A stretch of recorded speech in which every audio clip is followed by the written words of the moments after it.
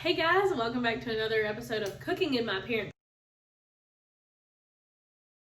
Kitchen, science that you can eat with me, Miss Jill. Today is another episode of me forcing it to be fall, so I put on my favorite flannel and we're gonna make an apple crumble. So it's a great recipe. It's so good. It makes the house smell like fall. It's just one of my all-time favorites. So let's get started and I'll teach you how to make it. All right, our first step is going to be to preheat our oven. We preheated it to 350 and I took an 8x8 baking sheet like you see in front of me and I greased it just a little bit. You can use butter or cooking oil, completely up to you. You can use the spray or regular oil, doesn't matter. So next what we're going to do is I went ahead and peeled and chopped 6 Granny Smith apples. You can use whatever kind of apple you want. Granny Smith apples are just so good for baking. So I went ahead and did that and I sprinkled some lemon juice in there. That's going to help bring out some of the flavors a little bit. And we are going to add 2 tablespoons of regular white sugar. So 1, 2. Y'all know normally I don't measure, but I'm trying to be a little more helpful. And we are going to do about 3/4 of a teaspoon of a teaspoon of cinnamon. So there we go. That's about right. And we are going to mix it up. Let me grab a spoon. And let's get to mixing. Be careful not to get it everywhere. Oh my gosh, it smells like fall. I love it so much.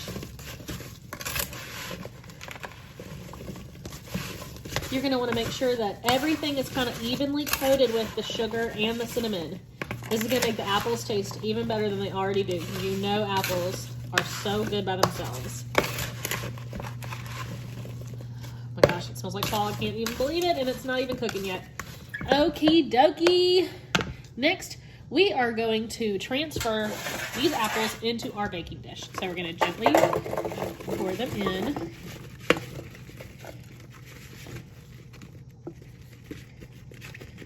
I can get all the apples out, oh my gosh. And I'm gonna shake it to even it out a little bit. Okay, we did that. And next we're gonna get to our topping, so stay tuned. Okay, our very next step is to do our topping. So what we're gonna do is we're gonna combine all of our topping ingredients, which was about 3/4 cup of old-fashioned oats, which is just dry oatmeal. 3/4 cup of just regular white flour. I used all-purpose. You can use self-rising, bread flour. I don't think it really matters.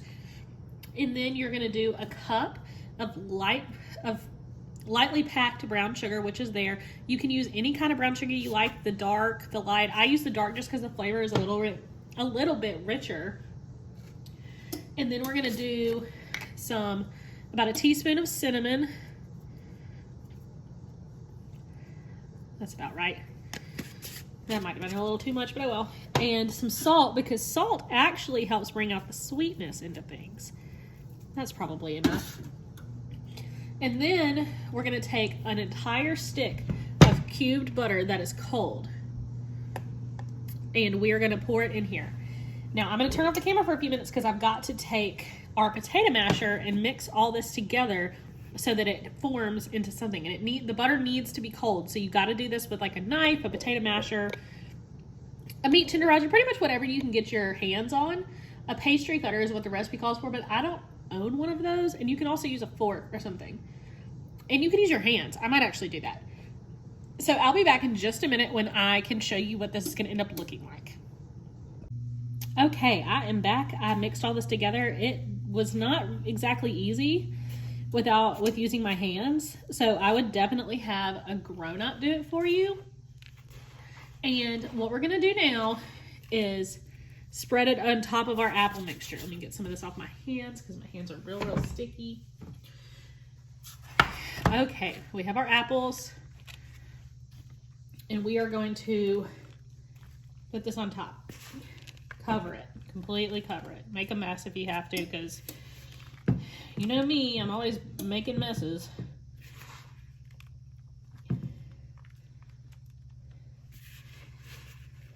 And I'll just clean it up later, and we're gonna just put it on there like that.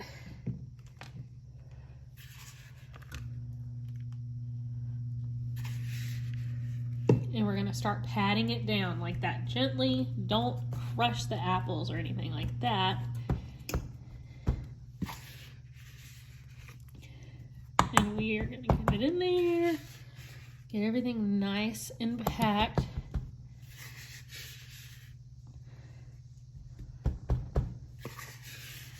Yes, just like that. Okay, everything is packed down. Please ignore how much of a mess I made, because I made a huge mess. And next we are going to put it in the oven, and we're gonna bake it for about 45-ish minutes at 350 degrees. And it'll be golden brown and a little bit bubbly, just because of all the butter melting and everything.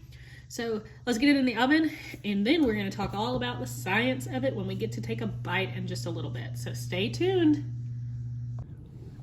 Okay, guys, our apple crumble just came out of the oven. It looks amazing. It smells amazing. I'm so excited to try this. Let's get a plate and get a fork, and let's see what we got going on. Okay, I've cut us a piece. It looks and smells amazing. So let's give it a try. It's gonna be really hot, but I can't wait. I also thought we had ice cream, but we don't, so that's disappointing. I don't want to burn the life out of my mouth. This one wins.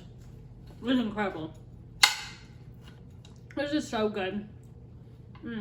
Well, I stuffed my face with this. Let's learn about the science of apple pie, shall we? Because that's essentially all this is an upside down apple pie.